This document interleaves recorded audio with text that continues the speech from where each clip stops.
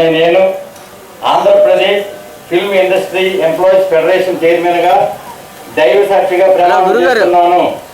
నా కర్తవ్య నిర్వహణలో ఏమరపాటు లేకుండా సభ్యుల అభ్యున్నతి కోసం పాటుపడతానని, రాగద్వేషాలకు తావు లేకుండా 10 మంది శ్రేయస్సును కోరే మంచి పనులను నా శక్తి వంచన లేకుండా చేస్తానని కళామ తల్లి సాక్షిగా ప్రమాణం చేస్తున్నాను. ఫెడరేషన్లో ఉన్నటువంటి 24 క్రాఫ్ట్సే కాకుండా 64 కళలకు చేయూతనిచ్చి వారి అభివృద్ధికి తోడ్పడతానని, అలాగే కళాకారులకు ఎవరికైనా ఇబ్బంది కలిగినా వారికి తోడుగా ఉంటానని దైవసాక్షిగా ప్రమాణం చేస్తున్నాను.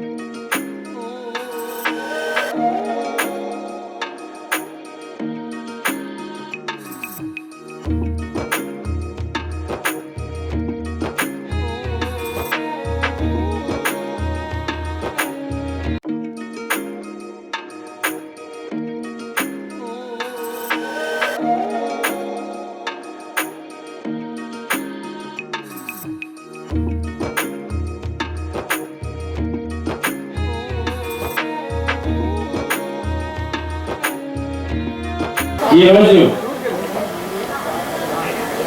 Andhra Pradesh film industry employees federation చైర్మన్గా నేను బాధ్యతలు తీసుకోవడం నాకెంతో ఆనందదాయకంగా ఉంది. ఎందుకంటే ఎన్నో సంవత్సరాలుగా సేవా కార్యక్రమాలు అంటే కొత్త కాదు. నాకు సేవా కార్యక్రమాలు చేస్తున్న వ్యక్తిగా మరి గత 2 సంవత్సరాల క్రితం మీ అబ్బాయి హీరోగా ఉన్నాడండి అని ఒక వ్యక్తి చెప్పగా ఒక డైరెక్టర్ ఆయన ఈ బృందాక ట్రైలర్ చూశారు మీరు, ఆయన యాద్ కుమార్ గారు.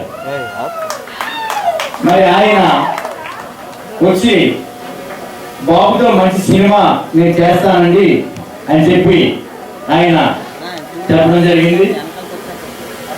మరి వెంటనే బాబుని నేను పిలిచి ఏమన్నా స్టేజ్ అవుతావా, సినిమా హీరో అవుతావా అని చెప్పానంటే లేదు డాడీ మీ ఇష్టం అని చెప్పాను అన్నారు. వెంటనే మరి యాద్ కుమార్ గారు కూడా సత్యానంద గారి శిష్యులే, బాబుని కూడా సత్యానంద గారి దగ్గరికి పంపించడం జరిగింది. అయితే టైం ఎక్కువగా యాద్ కుమార్ గారు ఇవ్వాల, వెంటనే ఆయన ఒక లైన్ చెప్పారు. ఆ తర్వాత నేను ఒక లైన్ ఆయనకి ఇచ్చి ఈ 2 లైన్స్ మీద ఒక మంచి పిక్చర్ని ఈరోజు మీరు టీజర్ చూడడం జరిగింది. 2 సంవత్సరాలు కష్టపడితే అదే కైచర్ల.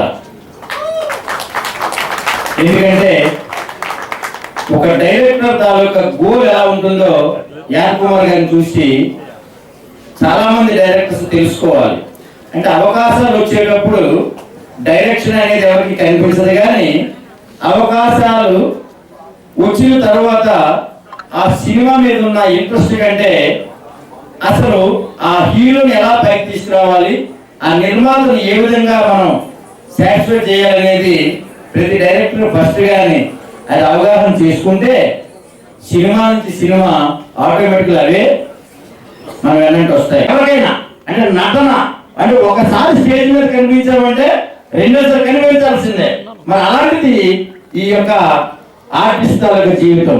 మరి వాళ్ళు ఎన్ని కష్టాలున్నా నష్టాలున్నా వారి జీవితాన్ని ఈ సినిమాలకు అంకితం చేస్తారు. మొత్తం మీద ఎన్నో ఇబ్బందులు ఎదుర్కోవడం జరుగుతుంది.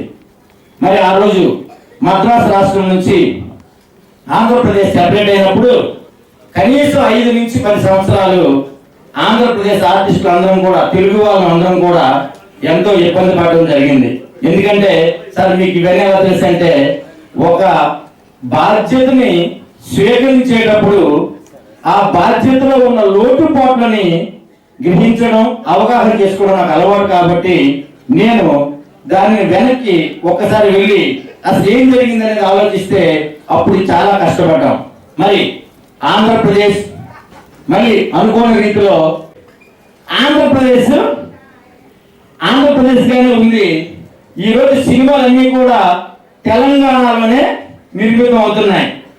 ఒక డబ్బింగ్ థియేటర్ కానీ, ఒక పోస్ట్ ప్రొడక్షన్ కానీ, ఏదైనా సీజీ వర్క్ కానీ, ఏదైనా కానీ ఒకవేళ విశాఖపట్నంలోను విజయవాడలోను చిన్న చిన్న స్టూడియోలు ఎవరు పెట్టినా కానీ నాలాంటి నిర్మాతలు అక్కడికి వెళ్ళడంలా. ఎందుకంటే కోట్లో పెట్టి డబ్బు తీసేటప్పుడు మీ పోస్ట్ ప్రొడక్షన్ ఎక్కడ అయింది అని అడిగితే నా పోస్ట్ ప్రొడక్షన్ అన్నపూర్ణ స్టూడియోలో అయింది అని గొప్పగా చెప్పుకోవాలి.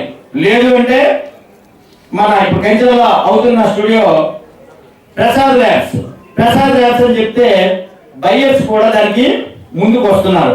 అది కాకుండా విశాఖపట్నంలో లేదా విజయవాడలో లేదా హైదరాబాద్లో ఏదో చిన్న స్టూడియోలో కానీ ఈ పోస్ట్ ప్రొడక్షన్ వర్క్ చేస్తే కనుక ఆ సినిమాకి అంతగా ఎవరు చూడటంలే. అంటే సినిమా అన్నప్పటికీ వ్యాపారానికి వచ్చేటప్పటికి ఏమవుతుందంటే, పెట్టిన డబ్బులు రాకపోతే రెండో సినిమా తీయలేని పరిస్థితి ఏర్పడింది. మరి ఆ డబ్బులు రావాలి అంటే పబ్లిక్ కి అనుగుణంగా మనం ముందుకు వెళ్లాల్సిన పరిస్థితి ఏర్పడింది. మరి అలాంటి పరిస్థితుల్లో మరి ఎన్ని సంవత్సరాలు తెలంగాణలో ఉన్న తెలుగు సినీ ఇండస్ట్రీకే మనం వర్క్ చేస్తాం. మరి ఆంధ్రప్రదేశ్ రాష్ట్రానికి సెపరేట్ ఇండస్ట్రీ అవసరం లేదా? మరి ఆంధ్రప్రదేశ్ రాష్ట్రానికి ఈ సినీ పరిశ్రమ మీద ఇన్కమ్ అవసరం లేదా? మరి ఆంధ్రప్రదేశ్ రాష్ట్రంలో ఉన్న టోటల్ ఆర్టిస్టులు ఎవరైతే ఉన్నారో వాళ్ళకి ఇండివిజువాలిటీ అవసరం లేదా?